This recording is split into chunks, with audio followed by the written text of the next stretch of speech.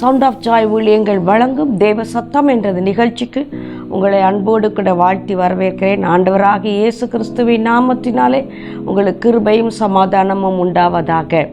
இந்த நாளிலும் கூட நாம் ஜெபத்தை குறித்து தான் நாம் தியானிக்க போகிறோம். நாம் ஜெபிக்கிறோம், நன்றாக ஜெபிக்கிறோம், காலையிலே ஜெபிக்கிறோம், அதிகாலையிலே ஜெபிக்கிறோம். நிறைய நேரங்களே நாம் நிறைய நேரம் ஜெபத்திலே காத்திருக்கிறோம். உபவாசத்தோடு கூட ஜெபிக்கிறோம், இரவு நேரத்திலே ஜெபிக்கிறோம், விழித்திருந்து ஜெபிக்கிறோம். நன்றாகத்தான் என் வாழ்க்கையிலே நான் ஜெபிக்கிறேன், ஆனால் என்னுடைய ஜெபத்திற்கு பதில் கிடைக்கவில்லை என்று நீங்கள் சொல்லுவீர்களானால் இந்த நாளிலே நாம் அதை குறித்து தான் தியானிக்க போகிறோம். ஏன் நம்முடைய ஜெபங்களுக்கு இந்த நாட்களிலே பதில் கிடைக்கவில்லை என்று தான் நாம் இன்றைக்கு பார்க்க போகிறோம். வேதத்திலே ஆண்டவர் தெளிவாக சொல்லியிருக்கிறார். இயேசு கிறிஸ்து யோவான் 14வது அதிகாரம் 14வது வசனத்திலே, என் நாமத்தினால் நீங்கள் எவைகளை கேட்பீர்களோ அவைகளை பெற்றுக்கொள்வீர்கள் என்று சொல்லி ஆண்டவர் நமக்கு வாக்கு பண்ணியிருக்கிறார். என் நாமத்தினால் நீங்கள் எவைகளை கேட்பீர்களோ அவைகளை நீங்கள் பெற்றுக்கொள்ளுவீர்கள். அது மாத்திரமல்ல, எரேமியா 33:3 ஆண்டவர் சொல்லுகிறார், என்னை நோக்கி கூப்பிடு, நான் உனக்கு மறு உத்தரவு அருளி செய்வேன், நீ அறியாததும் எட்டாததுமான காரியங்களை நான் உனக்கு அறிவிப்பேன் என்று சொல்லி ஆண்டவர் சொல்லியிருக்கிறார். சங்கீதம் 91:15 ஆபத்து காலத்திலே அவன் என்னை நோக்கி கூப்பிடுவான், நான் அவனை விடுவிப்பேன், அவன் என்னை கனப்படுத்துவான் என்று தேவன் சொல்லியிருக்கிறார். அது மாத்திரமல்ல, யோவான் 14வது அதிகாரம் 24வது வசனத்திலே, என் நாமத்தினாலே நீங்கள் இதுவரைக்கும் நீங்கள் ஒன்றையும் கேட்கவில்லை, கேளுங்கள், அப்பொழுது குமாரன் பிதாவிலே மகிமைப்படும்படியாக நீங்கள் கேட்டுக்கொள்வது எதுவோ அதை பெற்றுக்கொள்வீர்கள் என்று சொல்லி ஆண்டவர் சொல்லுகிறார். இப்படியெல்லாம் தேவன் வாக்கு பண்ணி இருக்கிறாரே, ஆனால் இன்னும் நமக்கு ஜெபத்திற்கு பதில் கிடைக்கவில்லையே. அப்படித்தானே நாம் ஜெபிக்கிறோம், இயேசுவின் நாமத்தினாலே தானே ஜெபிக்கிறோம், ஏன் நமக்கு பதில் கிடைக்கவில்லை என்று சொல்லி இந்த நாட்களே நாம் பார்க்க போகிறோம். மார்க் 11வது அதிகாரம் 24வது வசனம், என்னோடு கூட நீங்கள் வேதத்தை திருப்பிக் கொள்ளுங்கள். ஆண்டவர் அங்கு சொல்லுகிறதான ஒரு காரியத்தை வாசித்து பாருங்கள். ஆதலால் நீங்கள் ஜெபம் பண்ணும்போது எவைகளை கேட்டுக்கொள்வீர்களோ அவைகளை பெற்றுக்கொள்வோம் என்று விசுவாசியுங்கள், அப்பொழுது அவைகள் உங்களுக்கு உண்டாகும் என்று சொல்லி ஆண்டவர் சொல்லுகிறார். என்ன சொல்லுகிறார்? நீங்கள் ஜெபம் பண்ணும்போது எவைகளை கேட்பீர்களோ, வாட் எவர், நீங்கள் எதுவாக இருந்தாலும், நீங்கள் என்ன கேட்கிறீர்களோ அது எதுவாக இருந்தாலும், அதான் யோவான் 14:14 சொல்கிறார், நீங்கள் எவைகளை என் நாமத்தினால் கேட்பீர்களோ. அப்படி என்றால் என்ன? நீங்கள் என்ன கேட்டாலும் என்று அங்கு ஆண்டவர் சொல்லுகிறார். நீங்கள் என்ன கேட்டாலும் அவைகளை பெற்றுக்கொள்ளுவோம் என்று விசுவாசிக்க வேண்டும், அப்பொழுது அவைகள் உங்களுக்கு உண்டாகும் என்று சொல்லி ஆண்டவர் சொல்லுகிறார். இங்கு இயேசு கிறிஸ்து மார்க் 11வது அதிகாரத்திலே ஜெபத்தை குறித்து பேசிக்கொண்டே வருகிறார். ஜெபத்தை குறித்து முதலாவது பார்ப்பீர்கள் என்று சொன்னால், அவர் ஒரு அத்தி மரத்திடத்தில் வருகிறார். இலைகள் நிறைந்திருக்கிறதை பார்த்து அது ஒன்றும் கனி கொடுக்கவில்லை, ஏதாகிலும் புசிக்க கிடைக்குமா என்று பார்க்கிறார், ஒன்றும் கிடைக்கவில்லை, சபிக்கிறார். சபித்த உடனே அங்கே பேதுரு வந்து மறுநாள் சொன்னார், ரபி நீங்கள் சபித்த அந்த அத்தி மரம் பட்டு போயிற்று என்று சொல்லி அங்கே பேதுரு வந்து ஆண்டவரிடத்தில் சொல்லுகிறார். சொல்லிவிட்டு அப்பொழுது ஆண்டவர் ஒரு வார்த்தை சொல்லுகிறார். பாருங்கள், இந்த ஜெபத்தை குறித்து அடுத்து ஆண்டவர் பேசுகிறார். பேசுவதற்கு முன்பாக அங்கு ஒரு வார்த்தை ஆண்டவர் சொல்லுகிறார். மார்க் 11வது அதிகாரம் 22வது வசனம், இயேசு அவர்களை நோக்கி, தேவனிடத்தில் விசுவாசம் உள்ளவர்களாயிருங்கள். பாருங்க, நம்ம விசுவாசத்தோடு கூட ஜெபிக்க வேண்டும் என்று சொல்லி நாம் இப்பொழுது பார்த்தோம். மார்க் 11:24, நீங்கள் எவைகளை கேட்பீர்களோ அவைகள் நீங்கள் பெற்றுக்கொள்ளுவோம் என்று விசுவாசிக்க வேண்டும். அப்படி நீங்கள் விசுவாசிக்க வேண்டுமே ஆனால் முதலாவது ஆண்டவர் அங்கு சொல்லுகிறார், நீங்கள் என்னிடத்தில் விசுவாசமாய் இருக்க வேண்டும், தேவனிடத்திலே நீங்கள் விசுவாசமாய் இருக்க வேண்டும். தேவனிடத்தில் நீங்கள் விசுவாசமாய் இருந்தால்தான் நீங்கள் கேட்டுக்கொள்ளுகிறது எதுவோ அதை நீங்கள் பெற்றுக்கொள்ள முடியும். நீங்கள் ஜெபிக்கிறவர்களாய் இருக்கலாம், ஆனால் தேவனிடத்திலே விசுவாசம் உங்களுக்கு இல்லை என்று சொன்னால் நீங்கள் எதையும் பெற்றுக்கொள்ள முடியாது. அதனால்தான் எபிரேயர் 11வது அதிகாரம் 6வது வசனம் நாம் வாசிக்கிறோம், விசுவாசம் இல்லாமல் தேவனுக்கு பிரியமாய் இருப்பது கூடாத காரியம். ஏனென்றால் தேவனிடத்தில் சேர்கிறவன் அவர் உண்டென்றும் அவர் தம்மை தேடுகிறவர்களுக்கு பலன் அளிக்கிறவர் என்றும் விசுவாசிக்க வேண்டும். தேவனிடத்திலே முதலாவது நாம் விசுவாசமாய் இருக்க வேண்டும். தேவனை குறித்ததான ஒரு அறிவு நமக்கு உண்டாயிருக்க வேண்டும். நாம் ஆராதிக்கிற தேவன் யார், அவர் எப்படிப்பட்டவர் என்றதான அறிவு நமக்கு இருக்க வேண்டும். அப்பொழுதுதான் நாம் ஆண்டவரை விசுவாசிக்க முடியும். நீங்கள் தேவனிடத்திலே முதலாவது விசுவாசமாய் இருக்க வேண்டும் என்று சொல்லி இங்கே இயேசு கிறிஸ்து பேதுருவிடத்திலே பேசும்போது, சீஷர்களுக்கு பேசும்போது முதலாவது ஜெபத்தை குறித்து பேசுவதற்கு முன்பாக இந்த வார்த்தையை சொல்லுகிறார். அப்படியானால் நாம் முதலாவது தேவனிடத்திலே விசுவாசமாய் இருக்க வேண்டும். தேவன் யார் என்றதான அறிவு நமக்கு முதலாவது இருக்க வேண்டும். அதான் எபிரேயர் 11:6 பார்க்கிறோம், தம்மை தேடுகிறவர்களுக்கு அவர் பலன் அளிக்கிறவர் என்று சொல்லி முதலாவது நாம் விசுவாசிக்க வேண்டும். அப்படி விசுவாசிக்கும் பொழுதுதான் நாம் ஜெபத்திலே எவைகளை கேட்டாலும் அவைகளை பெற்றுக்கொள்ள முடியும். அருமையான தேவ பிள்ளைகளே, தேவனிடத்திலே விசுவாசமாய் இருங்கள். அப்படி விசுவாசமாய் இருக்கும் பொழுது நீங்கள் ஜெபத்தில் எவைகளை கேட்டாலும் அவற்றை பெற்றுக்கொள்ள முடியும். அதைத்தான் ஆதியாகமம் 15வது அதிகாரம் 6வது வசனம் பார்க்கிறோம். ஆபிரகாம் தேவனை விசுவாசித்தான், அது அவனுக்கு நீதியாக எண்ணப்பட்டது. பாருங்கள், தேவனை விசுவாசித்தான். முதலாவது நம்முடைய விசுவாசம் எங்கு இருக்க வேண்டும்? தேவன் பேரிலே இருக்க வேண்டும். தேவனை நாம் நம்ப வேண்டும், தேவனை விசுவாசிக்க வேண்டும். அவர் சொன்ன வார்த்தை நாம் உறுதியாக பிடித்துக் கொள்ள வேண்டும். பாருங்கள், ஆபிரகாம் 25 ஆண்டுகள் தேவன் வாக்குத்தத்தம் கொடுத்து பொறுமையோடு காத்து கொண்டு இருக்கிறார். ஆனால் இன்றைக்கு என்ன, இந்த ஃபாஸ்டான உலகத்தில் இன்றைக்கு பொறுமை என்பதே இல்லை. ஜெபித்த உடனே ஆண்டவர் கொடுத்து விட வேண்டும். எதை கேட்டாலும் உடனடியாக ஆண்டவர் கொடுத்து விட வேண்டும். அதற்கு ஒரு ஆப்ஷன் வேற வைத்து விடுவோம். ஆண்டவரே, உமக்கு சித்தமானால் இது நடக்க வேண்டும், இப்படி நடந்தால் இது உங்களுடைய சித்தம் என்று நான் எடுத்துக்கொள்வேன். வேகமா அந்த காரியத்தை க்ளோஸ் பண்ணிட்டு முடிச்சுட்டு போயிடணும். அது எதுவா இருந்தாலும், ஏனால் இன்றைக்கு உலகம் அப்படித்தான் போய்கொண்டிருக்கிறது, மிக வேகமாக சுழன்று கொண்டிருக்கிறது. அதனால் இன்றைக்கு மனிதன் எதை எடுத்தாலும் ஃபாஸ்டாக செய்துவிட வேண்டும் என்றதான எண்ணங்களுக்குள் கடந்து போயிருக்கிறபடினாலே ஜெபத்திலே அவனுக்கு பொறுமையோடு கூட காத்திருக்க முடியவில்லை. ஆனால் ஆபிரகாம் பாருங்கள், 25 ஆண்டுகள் அவன் காத்து கொண்டிருக்கிறான். அதனால்தான் ரோமர் 4வது அதிகாரம் 21வது வசனம் சொல்லுகிறது, தேவன் வாக்குத்தத்தம் பண்ணினதை நிறைவேற்ற வல்லவராய் இருக்கிறார் என்று நிச்சயமாய் நம்பி தேவனை மகிமைப்படுத்தி விசுவாசத்தில் வல்லவனானான். என்ன விசுவாசம்? தேவன் மேல் விசுவாசம். அதான் பார்த்தோம் ஆதியாகமம் 15:6. அவன் தேவனை விசுவாசித்தான். எப்படி விசுவாசித்தான்? தேவன் எனக்கு சொன்னதை அவர் நிறைவேற்ற வல்லவராய் இருக்கிறார் என்று முழு நிச்சயமாய் நம்புகிறான். அந்த நம்பிக்கையிலே 1% கூட குறையவில்லை. 100க்கு 100 தேவனை சார்ந்து கொள்ளுகிறான். 100க்கு 100 தேவனை நம்புகிறான். தேவனுடைய வார்த்தையை உறுதியாக பிடித்து கொள்ளுகிறான். 25 ஆண்டுகள் அவன் பொறுமையோடு கூட தேவனுடைய சமூகத்திலே அவன் காத்திருக்கிறான். தேவ பிள்ளைகளே, இன்றைக்கு நமக்கு அந்த பொறுமை இல்லாததினால்தான் நாம் தேவனிடத்தில் கேட்டும் கூட நம்மால் ஒன்றையும் பெற்றுக்கொள்ள முடியவில்லை. ஆகவே தேவ ஜனங்களே, என்னை கேட்டுக்கொண்டிருக்கிற தேவ ஜனங்களே, நீங்கள் தேவனிடத்திலே கேட்கிறதான காரியத்தை குறித்து பொறுமையுள்ளவர்களாக இருக்க வேண்டும் என்று சொல்லி தேவன் விரும்புகிறார். முழு நிச்சயமாக நம்ப வேண்டும். பாருங்க, அங்க ரோமர் 4:21 முழு நிச்சயமாய் நம்பி அடுத்து என்ன செய்கிறான்? அவன் தேவனை மகிமைப்படுத்தி கொண்டிருக்கிறான். 25 ஆண்டுகள் காத்திருந்தது மாத்திரமல்ல, அந்த வாக்குத்தத்தத்தை முழு நிச்சயமாக நம்புகிறான். அது மாத்திரமல்ல, அதை நம்பி தேவனை மகிமைப்படுத்தி கொண்டிருக்கிறான். அவன் சும்மா இருக்கவில்லை, அதை பெற்றுக்கொள்ளும் வரை அவன் தேவனை மகிமைப்படுத்தி கொண்டே இருக்கிறான். அப்படி என்றால் என்ன? தேவனை துதித்து கொண்டே இருக்கிறான், தேவனை ஆராதித்து கொண்டே இருக்கிறான். அவன் எப்பொழுதும் தேவனுக்கு பலி செலுத்துகிற ஒரு மனிதனாக காணப்படுகிறான். இன்றைக்கு நாம் எப்படி இருக்கிறோம்? ஜெபித்த உடனே நமக்கு பதில் வந்து விட வேண்டும். ஜெபித்த உடனே ஆண்டவர் நமக்கு ஓடி வந்து உடனடியாக உதவி செய்து விட வேண்டும். உடனே அதை செய்து முடியும். நாம் என்ன சொல்லுகிறோமோ அதை அவர் செய்து விட வேண்டும். இன்றைக்கு நாம் அப்படித்தான் நினைக்கிறோமே தவிர, தேவன் நம்மை குறித்து என்ன சொல்லுகிறார், அதற்கு நாம் எப்படி காத்திருக்க வேண்டும், எப்படி முழு நிச்சயமாக தேவனை நம்ப வேண்டும், தேவனை சார்ந்து கொள்ள வேண்டும், அவருடைய பாதத்திலே அமர்ந்திருந்து காத்திருக்க வேண்டும், அவருடைய முகத்தை நோக்கி காத்திருக்க வேண்டும். இதையெல்லாம் நாம் இன்றைக்கு மறந்து விட்டோம். மறந்து போனது ஜெபத்திலே காத்திருக்க இன்றைக்கு மறந்து போனோம். தேவ பிள்ளைகள், ஜெபித்த உடனே பதில் வந்து விட வேண்டும். தேவ பிள்ளைகளே, அப்படி நீங்கள் இருப்பீர்கள் என்றால் ஜெபத்திலே உங்களுக்கு ஒன்றையும் பெற்றுக்கொள்ள முடியாது. இன்றைக்கு திருமண காரியத்தை குறித்து ஜெபிக்கிறோம். ஜெபித்த உடனே ஆண்டவர் பதில் கொடுத்துடணும். இல்லைன்னு சொன்னா அவ்வளவுதான். உடனடியாக ஆண்டவரை முறுமுறுக்கிறதான காரியங்கள். நான் ஜெபிச்சேன், எனக்கு ஆண்டவர் பதில் கொடுக்கல. நான் உபவாசித்தேன், தேவன் எனக்கு பதில் கொடுக்கல. குழந்தை இல்லை, நான் ஆண்டவர்கிட்ட கேட்டேன், எனக்கு ஆண்டவர் கொடுக்கல. நான் ஜெபித்தேன், நான் உபவாசித்தேன், ஆனால் எனக்கு அந்த ஜெபங்களுக்கு பதில் கிடைக்கவே இல்லை என்று சொல்லி நாம் நினைத்து கொண்டு இருக்கிறோம். தேவ பிள்ளைகளே, நாம் காத்திருக்க வேண்டும். பொறுமையோடு கூட அவருடைய சமூகத்திலே காத்திருக்க வேண்டும்.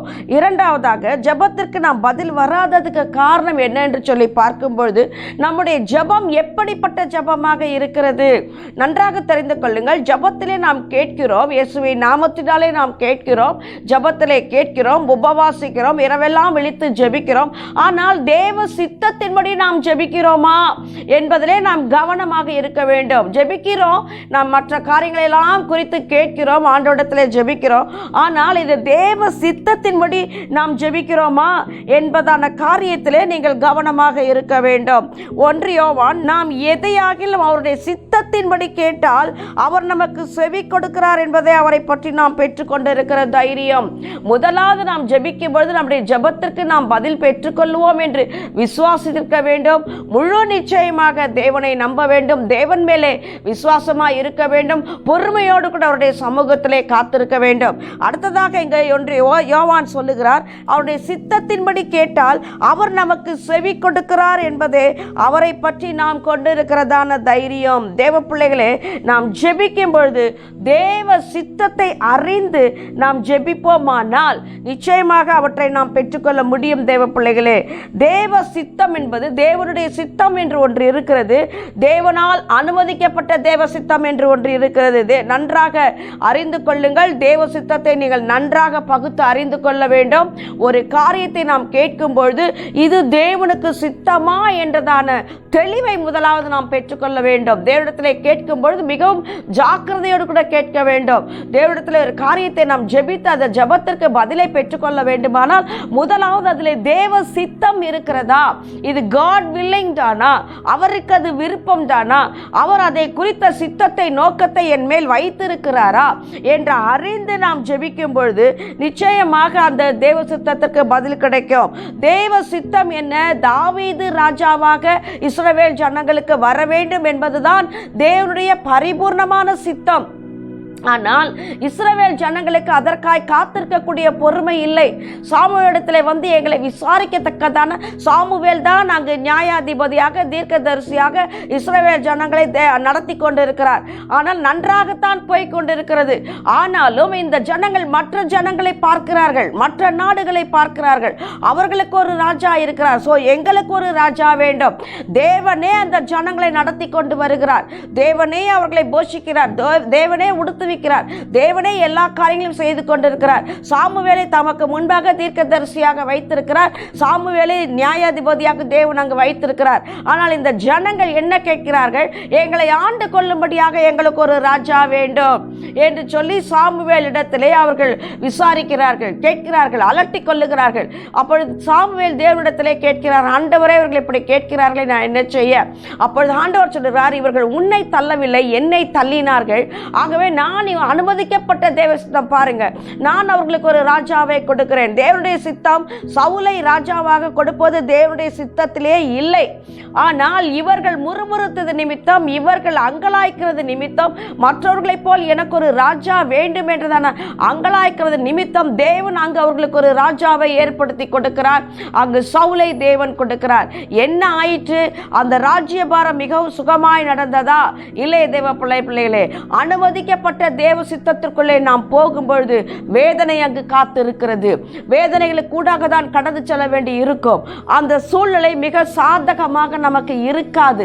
பிரச்சனை நிறைந்ததாக இருக்கும், வேதனை நிறைந்ததாக இருக்கும். அதனால் தான் நாம் எதை கேட்டாலும் தேவனுடைய சித்தம் அங்கு இருக்கிறதா என்று யோசிக்க வேண்டும். சவுலை ராஜாவாக ஆக்கினதனால் என்ன நடந்தது?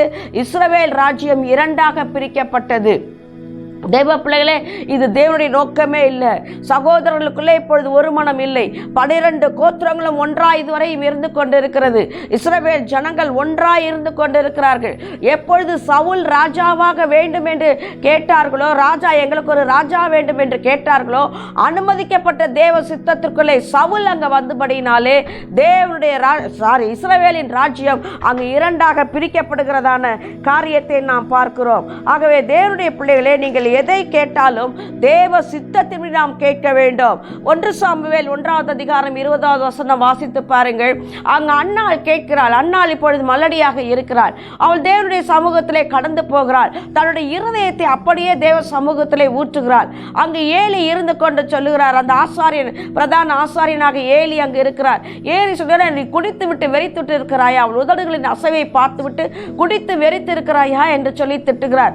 அப்பொழுது அவள் சொல்கிறார், இல்லை ஆண்டவரே, நான் என்னுடைய துக்கத்தை, என்னுடைய வேதனைகளை நான் தேவனுடைய பாதத்திலே நான் கண்ணீராக ஊற்றி கொண்டிருக்கிறேன். என் இருதயத்தை நான் தேவ சமூகத்திலே நான் ஊற்றுகிறேன் என்று சொல்லி அவள் தன்னுடைய வேதனை அங்கு ஆசாரியனிடத்திலே சொல்லும்பொழுது அந்த ஆசாரியன் சொல்லுகிறார், கர்த்தர் உன் விண்ணப்பத்தின் சத்தத்தை கேட்டார், நீ கேட்டபடியே உனக்கு நடக்கும் என்று சொல்லி அங்கு அவளை வாழ்த்தி அனுப்புகிறதை பார்க்க முடியுது. பாருங்க, அவளுக்கு குழந்தை இல்லை, ஆனால் அவள் தேவ சித்தத்தின்படி தன்னுடைய ஜெபத்தை கேட்கிறாள். பாருங்க, என்ன சொல்லி கேட்கிறாள்? ஆண்டவரே, நீர் எனக்கு ஒரு பிள்ளையை கொடுப்பீரானால் அவனை நான் உமக்கென்றே கொடுத்து விடுவேன். தேவ சமூகத்திலே என் பிள்ளையை நான் கொடுத்து விடுவேன், அது உமக்காகவே வளரும் என்று சொல்லி தேவ சமூகத்திலே ஒப்பு கொடுக்கிறார். அங்க பாருங்க, 1 சாமுவேல் 1ஆவது அதிகாரம் 20ஆவது வசனம். அன்னாள் கர்ப்பவதியாகி ஒரு குமாரனை பெற்று கர்த்தரிடத்திலே அவனை கேட்டேன் என்று சொல்லி அவனுக்கு சாமுவேல் என்று சொல்லி பெயரிட்டாள். தேவ சித்தத்தின்படி கேட்டாள், பெற்றுக்கொண்டாள். சமஸ்த இஸ்ரவேலுக்கும் சாமுவேல் நியாயாதிபதியாக, தீர்க்கதரிசியாக தேவன் சாமுவேலை தெரிந்து கொண்டார். தேவனுடைய பிள்ளைகளே, தேவ சித்தத்தின்படி நாம் காத்திருக்கும் பொழுது, தேவ சித்தத்தின்படி நாம் கேட்கும் பொழுது, பலவிதமான சோதனைகள் அந்த இடத்திலே நாம் கடந்து வர வேண்டி இருந்தாலும் தேவனுக்காக பொறுமையோடு கர்த்தர் சொன்னார் நிறைவேற்றுவார் என்று காத்திருக்கும் பொழுது, யோசேப்பு பாருங்கள், தேவனிடத்திலே காத்து கொண்டிருக்கிறார். கர்த்தர் ஒரு தரிசனத்தை கொடுத்து விட்டார். கொடுத்து அங்கே சூரியனும் சந்திரனும் நட்சத்திரங்களும் தன்னை விழுந்து வணங்குகிறதான காரியத்தை அவன் தரிசனமாய் பார்த்து விட்டான். அவன் பாருங்கள், பொறுமையோடு காத்து கொண்டிருக்கிறான். கர்த்தருடைய கரத்திலே வாக்குத்தத்தத்தை பெற்றுக்கொண்ட பின்பு அவனுக்கு எல்லாம் சுமூகமாய் இருந்ததா என்று சொன்னால் இல்லை. அதன் பின்புதான் வாழ்க்கையிலே பிரச்சனையே ஆரம்பமானது, வேதனையே ஆரம்பமானது. ஆனாலும் அவன் தேவனுடைய சமூகத்திலே பொறுமையோடு கூட காத்திருந்தபடினாலே ஏற்ற வேளையிலே தேவன் அவனை உயர்த்தினார். தேவ பிள்ளைகளே, ஜெபிக்கிற தேவ பிள்ளைகளே, பொறுமை மிக மிக அவசியம். தேவனிடத்திலே காத்திருக்குதல் மிக மிக அவசியம். தேவன் பேரிலே விசுவாசம் மிக மிக அவசியம். அது மாத்திரமல்ல, தேவ சித்தத்தின்படி நாம் ஜெபிக்கிறோமா என்பதிலே நாம் மிகவும் கவனம் உள்ளவர்களாய் இருக்க வேண்டும். ஒரு நாளிலே எங்கள் ராமேஸ்வரத்தில் என் உறவின் முறையின்படி அண்ணன் என்றதான ஒருவர் எங்களுக்கு அங்கு இருக்கிறார். அவருக்கு திருமணம் நடக்கும்படியாக ஏற்பாடுகள் நடந்து கொண்டே இருந்தது. அந்த நாட்களில் அவருக்கு நிறைய பெண்களை பார்த்தாங்க. எத்தனை அண்ணன் கேட்டா சொல்லுவா, கிட்டத்தட்ட ஒரு 100 பெண்ணாவது நான் பார்த்துருப்பேமா அப்படின்னு சொல்லுவார். அப்படி நிறைய பெண்களை பார்த்து 2 முறை நிச்சயதார்த்தம் நடந்தும் அந்த திருமணம் நின்று போய்விட்டது. நன்றாக ஜெபிக்கிற ஒரு தேவ மனிதன், கர்த்தருக்காக ஊழியம் செய்கிற ஒரு தேவ மனிதன், ஏன் என் வாழ்க்கையில இப்படியெல்லாம் நடக்கிறது என்று சொல்லி அவர் சோர்ந்து போனார். நான் ஜெபிக்கிறேனே ஆண்டவரிடத்திலே, விடிய விடிய நான் ஜெபிக்கிறேனே, ஏன் என் வாழ்க்கையில இப்படி இருக்கிறது என்று சொல்லி சோர்ந்து போனார். கடைசியாக ஒரு திருமணமும் ஏற்பாடு ஆனது. அந்த திருமணமும் பார்த்தால் அதில் தேவ சித்தம் இல்லை. நாங்கள் தற்செயலாக அங்கு நாங்கள் போயிருக்கும் பொழுது பத்திரிகை அடுத்தாகிவிட்டது. திருமணத்திற்குண்டான எல்லா ஏற்பாடுகளும் நடந்து விட்டது. மண்டபத்துக்கு வாடகை கொடுத்தாகிவிட்டது. இது திருமணம் மாத்திரம்தான் நடக்க வேண்டும். அது மாத்திரம்தான் அங்கு பாக்கி இருக்கிறது. அப்பொழுது நான் அண்ணனிடத்தில் கேட்டேன், அண்ணா, தேவ சித்தம் என்று நீ பார்த்தாயா என்று சொல்லி எங்கள் அண்ணன்கிட்ட நான் விசாரிக்கும் பொழுது, என்னம்மா நீ திடீர்னு இப்படி கேட்கிற? தேவ சித்தத்தின்படி தாம்மா இவ்வளோ தூரம் எல்லாம் நடந்துருச்சு, எல்லாம் நடந்து முடிந்து இதோ திருமணம் நடக்க போகிறது. அண்ணா, என்னை மன்னித்துக்கொள், எனக்கு ஆவியானவர் சொல்லுகிறேன், நான் உன்னிடத்திலே சொல்லுகிறேன், இந்த திருமணம் தேவனுக்கு சித்தம் இல்லை. அவ்வளவுதான். அண்ணன் அதிர்ந்து போய்விட்டார். என்னம்மா சொல்ற நீ? ஆமா அண்ணா, இது தேவ சித்தம் இல்லை, நீ தேவ சித்தத்தின்படி நீ இந்த திருமணத்தை நீ ஏற்பாடு பண்ணல, அதனால் ஆண்டவர் எனக்கு சொல்லுவதை நான் சொல்லுகிறேன், இது உன் வாழ்க்கையிலே தேவ சித்தம் இல்லை, ஆகவே இந்த திருமணத்தை தேவன் உனக்கு அனுமதிக்கவில்லை, இந்த திருமணம் நின்று போய்விடும் என்று சொல்லி எனக்கு கர்த்தர் நான் சொன்னதை நான் சொல்லிவிட்டேன். இல்லையென்றால் நான் சொல்லியிருக்க மாட்டேன். ஆவியானவர் நீ இதை சொல்ல வேண்டும். ஏனென்றால் அவருடைய மகன், தேவனுடைய பிள்ளை, அவர் தேவனுக்காகவே வாழ்கிற ஒரு தேவ மனிதன். அவருடைய வாழ்க்கையிலே தவறு நடப்பதற்கு பாருங்க ஆண்டவர் விடவே இல்லை. அப்பொழுது ஆண்டவர் சொன்னதை நான் அவருக்கு சொல்லிவிட்டேன். அம்மா, எனக்கு இவ்வளவு தூரம் ஏற்பாடு ஆகிவிட்டதே, நல்ல மதிப்பான ஒரு பணக்காரமான ஒரு இடம், நன்று வேலை செய்யக்கூடிய ஒரு பெண், இந்த நல்ல ஒரு திருமணம் நடந்தால் நன்றாக லைஃப்ல செட்டில் ஆக்கி விடலாமே, இவரும் அரசாங்க வேலை பார்க்கிறவர் என்றதான எண்ணங்களுக்குள்ளே போய்கொண்டிருந்தார்கள். ஆனால் கர்த்தர் சொன்னார், இது என்னுடைய சித்தம் அல்ல என்று சொல்லி உடனடியாக என்னம்மா இப்படி சொல்லிவிட்டாய் என்று சொல்லி நான் கர்த்தர் சொன்னதை எனக்கு சொன்னதை நான் சொல்லிவிட்டு நாங்கள் கடந்து வந்து விட்டோம். என்ன நடந்தது என்று எங்களுக்கு தெரியாது. ஆனால் திருமணம் நடக்க 4 நாட்கள் இருப்பதற்கு முன்பு என்ன நடந்ததோ தெரியாது, அந்த திருமணம் நின்று போனது. திருமணம் நின்று போனதுக்கு அப்புறம் அண்ணன் எனக்கு கால் செய்து என்னோடு பேசினார்கள். அம்மா, இப்படி திருமணம் நின்று போய்விட்டது, அது தேவ சித்தம் இல்லைன்னா அதனால நின்று போயிடுச்சு, நீ அதை குறித்து நீ கவலைப்படாதே. என்னம்மா, எனக்கு வயது போய்கொண்டே இருக்கிறதே, நான் இத்தனை பெண்கள் பார்த்தேனே, இன்னும் ஒன்று கூட எனக்கு அமையவில்லை, எனக்கு குடும்ப வாழ்க்கை இருக்கிறதா இல்லையா, நான் திருமணம் செய்வேனா இல்லையா என்று சொல்லி நிறைய அண்ணா புலம்பினார். அப்போ சொன்னேன், இல்லைன்னா நீ திருமணம் செய்வா, கர்த்தர் உனக்கு ஒரு பெண்ணை வைத்திருக்கிறார், அந்த பெண் எங்களுக்கு தெரிந்த பெண் தான், நீ புறப்பட்டு வா, கர்த்தருக்கு சித்தமானது நிச்சயமாக நடக்கும், அதுதான் தேவ சித்தம் என்பதை நான் பரிபூர்ணமாக உணர்கிறேன், ஆகவே இந்த பெண்ணை கர்த்தர் உனக்கு கொடுப்பார், நீ புறப்பட்டு வா என்று சொல்லிவிட்டேன். ஆனால் அந்த பெண் எப்படிப்பட்ட பெண் தெரியுமா? ஏழை வீட்டு பெண், கூட பிறந்தவர்கள் 8 பேர், அதனால் மிகவும் ஏழ்மையான ஒரு வீட்டிலே இருக்கிறதான் அந்த பெண். இவள் தான் மூத்த மகள். ஆனால் ஜெபிக்கிற ஒரு பிள்ளை, பார்த்து கொள்ளுங்கள், படிப்பறிவு இல்லாதவள், ஆனால் நன்றாக அக்னியாக ஜெபிக்கிற ஒரு மகள். அவர்கள் வீட்டிலே அவர்கள் சொந்த வீடு தான், ஆனால் அதிலே ஒரு சின்ன ஒரு மண் வீடை போல ஒரு சின்ன வீட்டை வைத்திருப்பார்கள். மிகவும் குனிந்து தான் அந்த வீட்டுக்குள்ளே செய்ய வேண்டும். ஜெபிக்கிறதற்கென்று அந்த பிள்ளைகள் இருக்க இடம் இருக்கிறதோ இல்லையோ, ஜபத்திற்கென்று ஒரு சின்ன இடத்தை ஆயத்தப்படுத்தி வைத்திருந்தார்கள். அந்த இடத்திற்குள்ளே அவள் எழுந்து முதலாவது தேவ சமூகத்திற்குள்ளாய் போய் மணி கணக்காக தேவனோடு கூட ஜெபிக்கிற ஒரு மகள். அவள் ஜெபித்தால் அப்படியே அக்னி இறங்கும், நன்றாக தெரியும், அக்னி பறக்கும் அவளுடைய ஜபத்திலே. அப்படி ஜெபிக்கிற ஒரு மகள் வைராக்கியமாக ஜெபிப்பாள். என்ன சொல்லி ஜெபிப்பாள் என்று சொன்னால், ஆண்டவரே, உமக்கு சித்தமில்லாத மாப்பிள்ளை யாரும் என் வீட்டின் படியேறக்கூடாது, யார் முதலாவது வீட்டின் படியேறி வந்து என்னை பெண் கேட்கிறார்களோ அவர்தான் என்னுடைய கணவர், ஆகவே உமக்கு சித்தமில்லாத யாரும் இந்த வீட்டிற்கு படியேறி வரக்கூடாது என்று சொல்லி வைராக்கியமாக ஜெபிப்பாள். அவங்க அம்மா சொல்வாங்க, அடுத்தடுத்து எனக்கு இன்னும் பெண்கள் இருக்கிறார்களே, அவர்களெல்லாம் நான் திருமணம் செய்து கொடுக்க வேண்டுமே, நீ இப்படி செய்கிறாயே, ஏதாவது ஒரு வரன் வந்தால் சரி, திருமணத்தை செய்து கொண்டு போக வேண்டியதானே, ஏன் இப்படி ஜெபிக்கிற என்று சொல்லி அவர்கள் சத்தம் போடுவார்கள். அவர்கள் நான் ஊழியம் செய்கிற ஒரு தாய், ஊழியக்கார தாய் பாருங்க, தன்னுடைய பிள்ளைகளை காத்துக்கொள்வதிலே தேவன் மிகவும் கவனம் உள்ளவராக இருக்கிறார். ஆனால் அவள் வைராக்கியமாக ஜெபிப்பாள். இல்லை ஆண்டவரே, எனக்கு முதலாவது யார் என்னை பெண் கேட்டு என்னை பெண் பார்க்க யார் வருகிறாரோ அவர்தான் என் கணவர் என்று பதிலை தீர்மானமாக அவள் சொல்லிவிட்டாள். உடனடியாக பாருங்கள், என் அண்ணனை அழைத்து கொண்டு அவள் அந்த பெண்ணை பார்க்கும்படியாக நாங்கள் போகிறோம். போன பொழுது இருவருக்கும் பிடித்து போனது, 2 குடும்பத்தாருக்கும் பிடித்து போனது. அந்த திருமணம் நடந்தது. இன்றைக்கும் கர்த்தர் அவர்களை மகிமையாக நடத்தி கொண்டு வருகிறார். மகிமையான ஒரு வாழ்க்கை வாழ்ந்து கொண்டு வருகிறார்கள். கர்த்தருடைய நாமம் மகிமைப்படுகிறது. அவர்கள் சாட்சியாக பிள்ளைகளோடு கூட, அவர்களுக்கும் பிள்ளைகள் பிறந்து இன்றைக்கு மூத்த பெண்ணுக்கும் திருமணம் நடந்து விட்டது. தேவன் அவ்வளவு அழகாக அந்த குடும்பத்தை மிகவும் சாட்சியோடு கூட நடத்தி கொண்டு வருகிறார். இப்படி எத்தனையோ சாட்சிகள் எங்களுக்கு சொல்ல முடியும். தேவ சித்தத்திற்காய் காத்திருக்கிற. இப்பொழுது கூட சமீபத்தில் ஒரு மகளுக்கு சென்னையிலே அவள் இளம் விதவையாய் இருந்த ஒரு பெண் கர்த்தருக்காக காத்திருந்தாள். அவள் ஜெபித்தாள். அப்பொழுது கர்த்தர் என்னோடு கூட பேசின காரியங்களை நான் அவளுக்கு சொல்லி அவளை ஆறுதல் படுத்தி கொண்டே வந்தேன். ஏற்ற வேலை வந்தது. ஒரு மணமகனை கர்த்தர் கொண்டு வந்தார்.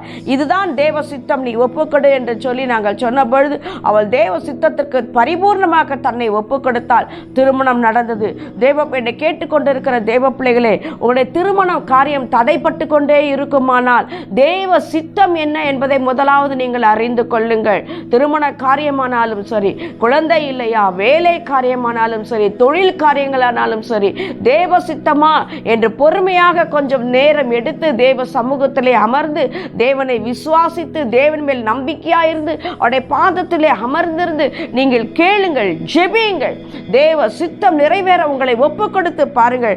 நிச்சயமாக தேவன் அருமையாக நடத்துவார் தேவ பிள்ளைகளே. அதே சமயம் இன்னொரு பெண்ணை எங்களுக்கு சொல்ல முடியும். நாங்கள் மண்டபம் கேம்பில் இருந்து கர்த்தருடைய ஊழியத்தை செய்து கொண்டிருந்த பொழுது ஒரு பெண்ணுக்கு நன்றாக, ஒரு ஆவிக்குரிய ஒரு பெண்ணுக்கு வேக வேகமாக திருமண காரியத்தை ஏற்பாடு செய்தார்கள்.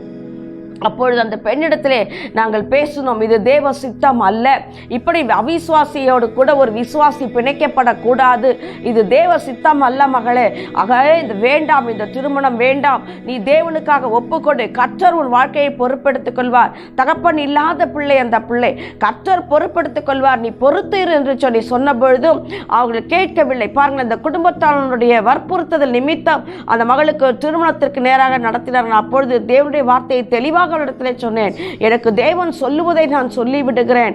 3 மாதம் கூட இந்த திருமணம் உனக்கு நிலைத்து இருக்காது. 3 மாதத்தில் உன்னை அடித்து துரத்தி விடுவான் கணவனானவன். ஆகவே இது தேவ சித்தம் இல்லாத ஒரு திருமணம், இது வேண்டாம் மகளே என்று சொல்லி நான் அவளிடத்திலே நாங்கள் போராடினோம். ஆனாலும் வேறு வழியிலே அவர்கள் அந்த திருமணத்தை நடத்தி முடித்தார்கள். என்னோடு கூட என்னுடைய சகோதரர்களாம் கூட பாருங்க, இப்போ அவங்க ரொம்ப சந்தோஷமாக இருக்கிறார்கள், நன்றாக இருக்கிறார்கள் என்று சொல்லலாம் சொல்லிக் கொண்டார்கள். ஆனாலும் கர்த்தர் எனக்கு சொன்னதாலே, ஆண்டவரே பரவாயில்லை, அவர்கள் நன்றாய் இருந்தால் போதும், தேவனே அந்த குடும்பத்தை நீர் எப்படியாவது ஆசீர்வதியும், அந்த மணமகனை ரட்சியும் ஆண்டவரே என்று சொல்லி நாங்கள் ஜெபித்து கொண்டிருந்தோம். ஆனாலும் பாருங்க, சொன்னதை போலவே 3 மாதம் தான் அந்த பெண்ணுடைய வாழ்க்கை நடந்தது. 3ஆவது மாதம் என்ன நடந்ததோ தெரியாது, அவளை அடித்து துரத்தி தெரு வழியாக ரோடு வழியாக துரத்தி கொண்டே அடித்து கொண்டே ஓடுகிறான் கணவன்.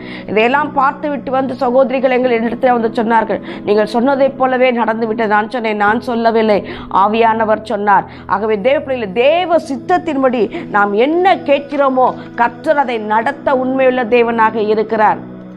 பாருங்கள், இஸ்ரவேல் ஜனங்கள் கூட தேவனுக்கு சித்தமில்லாத ஒன்றை கேட்டதினால்தான், ராஜாவை தனக்கு வேண்டும் என்று கேட்டதினால்தான் இஸ்ரவேலிலே சாம்ராஜ்யம் 2ஆக பிரிந்து போனது. உங்களுடைய வாழ்க்கையை நீங்கள் கஷ்டப்பட்டு கொண்டிருக்கிறீர்கள் என்று சொன்னால், தேவ பிள்ளைகள் வேதனையின் பாதையிலே நீங்கள் போய்கொண்டிருக்கிறீர்கள் சொன்னால், ஒரு சக்சஸ்ஃபுல் வாழ்க்கை உங்களுக்கு இல்லை, சக்சஸ்ஃபுல் தொழில் நடக்கவில்லை, சக்சஸ்ஃபுல்லான வியாபாரம் நடக்கவில்லை, ஏன் என்னுடைய வாழ்க்கை இப்படி இருக்கிறது என்று நீங்கள் சொல்லுவீர்கள் என்று சொன்னால், எங்கோ நீங்கள் தேவ சித்தத்தை தவற விட்டு விட்டீர்கள் என்பதை உணர்ந்து கொள்ளுங்கள். இன்றைக்கு நீங்கள் அதை அறிந்து கொள்ளுங்கள். ஆகவே தேவ சமூகத்திலே நீங்கள் சொல்லுங்கள். நீங்கள் எத்தனை குடும்பங்களை இதை போல் நாங்கள் பார்க்க முடியும். தேவனுடைய போராடி கேட்பது, உபவாசித்து போராடி, இல்லை ஆண்டவரே எனக்கு இந்த மணமகன் தான் வேண்டும், எனக்கு இந்த வீடு தான் வேண்டும், எனக்கு இந்த தொழில் தான் வேண்டும் என்று சொல்லி போராடி போராடி போராடி ஆண்டவரிடத்திலே போராடி ஜெபித்து கேட்கும் பொழுது என்ன நடக்கிறது?